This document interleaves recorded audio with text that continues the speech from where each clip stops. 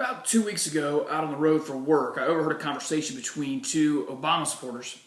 They were really commiserating about how bad the economy was and making a lot of excuses for the president. They weren't by any means claiming the economy's good. The president doesn't even really do that. I mean, President Clinton, on a campaign stop over the weekend, said basically the economy is not where it needs to be. I think we all agree there. But there was a lot of excuses being made by those two. It had a lot of thoughts rolling around in my head, a lot of responses that I wanted to just get out somewhere, so I'm going to do those here. With this theme, essentially, let's measure the president economically. Let's measure him by a couple different measurements and decide if he's a success or a failure, and take a look at those excuses that he makes all the time, that his supporters make all the time, for what is an inarguably bad economy. As for target audience here, most people are just settled in what they believe. No one's going to change their minds ever. Completely am aware of this. But I ask, essentially, people that are going to vote for Barack Obama, at least for some honesty. Some of you are just emotionally attached to him. You love him, and you're going to always be with him. That's fine. You have the emotional attachment. But just to be honest and say, yeah, it failed. It's a bad 4 years. And quit living in any kind of false part of that. And then for rational voters, people who just hate, maybe even hate politics, want to vote, maybe not to convince you to vote for Mitt Romney, but just to show you this guy's a failure, and the policies have failed. That's part of the intent here. So let's take a look at the economic record. We know it's bad. We know that we're at 7.8% unemployment. If we calculated it the same way that we calculated it when he came into power, we'd be at about 8.5%, calculated with the same participation rate. There was the same amount of people, even if you take out the natural folks that would have stopped working, like retirees, it'd still be above 8%, just north of that. We have less than 3% growth in terms of GDP. It's a bad economy, without question. I don't think anybody argues that. So you have, though, a lot of excuses, and one of the ones that I heard from that conversation was, it's those dastardly Republicans. Republicans have stopped President Obama's all of his good and awesome ideas from actually going through. But I need to remind everybody, let's get the narrative straight about what actually happened in this administration. The president comes to power January 20th, 2009. He's inaugurated, and he comes in literally unstoppable. The Democrats had won 60 votes in the Senate. Republicans can't filibuster. They can't slow any votes down. Republicans literally have zero power in Congress.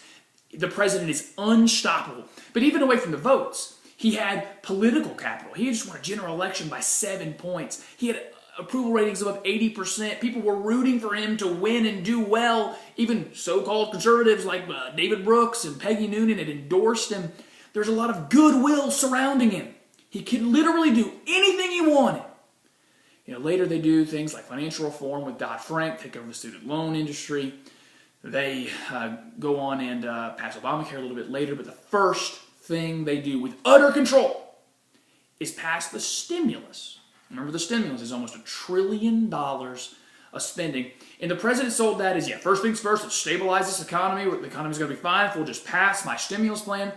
Go find the audio. I'm not lying to you. He said unemployment wouldn't get above 8% if we passed a stimulus. We literally got to try his plan. We got to do what he wanted to do. He got exactly what he wanted, almost $1 trillion of spending. On top of that, there was even more for investment in all kinds of green energy, almost 30 companies that the federal government invested in. Almost all of them now are either bankrupt or on the verge of bankruptcy. There's a little side note. But he got to do exactly what he wanted. Can we say that it worked? Even, let's be fair on the measurement. Let's take a look at what they said. I don't know any other more fair way to judge the president but by his own standard. When they passed the stimulus, they put out this chart. This chart here, this big thick line, is what they said. If we pass the recovery plan, the stimulus, we're not going to get above 8% unemployment. This is how unemployment's going to work. Then they put out this line. This was the scary line. Without the recovery plan, this is going to be unemployment.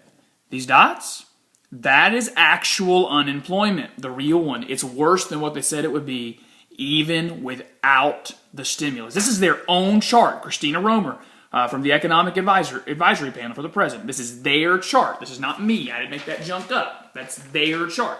So even if you judge by their own chart, this chart, by the way, says this month, October 2012, we should be at 5.5% unemployment. That's what they predicted with their own stimulus.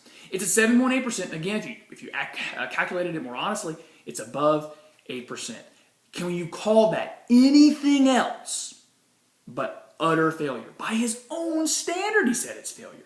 Go back and grab this audio from George Stephanopoulos, and President Obama has an interview right after he's inaugurated. President Obama says, if I can't get this done in 3 years, this is going to be a one-term proposition. That's his quote. Go find it. I'm not lying. Can you call that getting it done? Let's not even use my standard. Let's use his own standard. He failed to meet his own standard that he set up for himself. But even away from that excuse, there's dastardly Republicans, which is obviously a false narrative. He had utter control for 2 years, almost 2 years. Scott Brown won a special election before the full 2-year term. I hear often, though, the next thing is, well, it's worse than we thought. We had no idea the economy was as bad as it actually was. So let's then measure him by other bad recessions. This is unquestionably the worst one, without a doubt. But when you look at the history, it's from the American Enterprise Institute.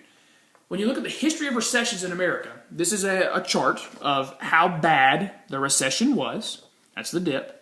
And this is specifically in terms of employment. This is not necessarily GDP growth. This is just one measurement of economy. This is jobs. The steeper the fall, the faster the recovery. And they found it over and over again that there was a direct correlation. The faster things went down, the worse the situation was with jobs, the faster it recovered. This line, this is our recovery.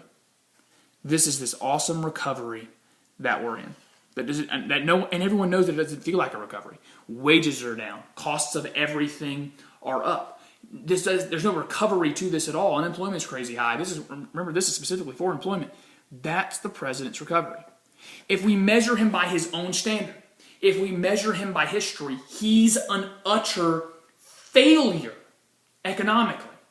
That makes no ideological statement. I mean, I'm an ideologue. I believe the individual above the collective. So I have my ideological problems with the president. But that has nothing to do with ideology. It has nothing to do with personality, whether or not you like him or not. I mean, he can be fine. He can be a fine guy. You can be a fine guy and be an utter failure. And he is. He got to do whatever he wanted. He passed a stimulus. He passed a financial reform bill. He passed a gigantic overtake of health insurance, essentially. And look where we are. This is the logical conclusion of what he did. And he said it would do the opposite. Remember, he said the stimulus was going to have us at 5.5% right now. There's only one way to see him economically, and that is as a failure. So to that rational voter, this does not mean, because I don't claim this means you should vote for Mitt Romney. No, this just means you definitely shouldn't vote for Barack Obama. You could not vote at all. You can vote for one of the useless third-party candidates, for all I care. But you can't go to a polling place on November 6th and with any honesty in your soul say, this guy has done something for the economy. By his own measurement, he failed. By the measurement of history, he failed. Doesn't mean anything bad about him. It just means he's a failure in terms of economic policy. That's all I really have for you. Wanted to get to that narrative and try to fix it a little bit. That there's just so many excuses this administration has made, but they set up their own standard and they failed to meet it. If it happened in your job, if you set up your own standard, you told your boss, I'm going to do A, B, and C by Friday, and you didn't get it done, I'd imagine there'd be some consequences. He set up his own standard, didn't meet it. If you filled a job for somebody and they were getting a certain productivity level done previous to you, and then you're not meeting that same productivity level, I would imagine there'd be some consequences. He needs to have some consequences. He's failed. That's it. It should be that simple. That's all I have for you tonight. I think I'm going to do one soon on why Barack Obama is no Bill Clinton. I'm hearing that a little bit too much. These two guys are incredibly different, policy different, ideologically different, and Barack Obama is using Clinton like a big weapon, so I would like to address that here soon. Thanks for listening.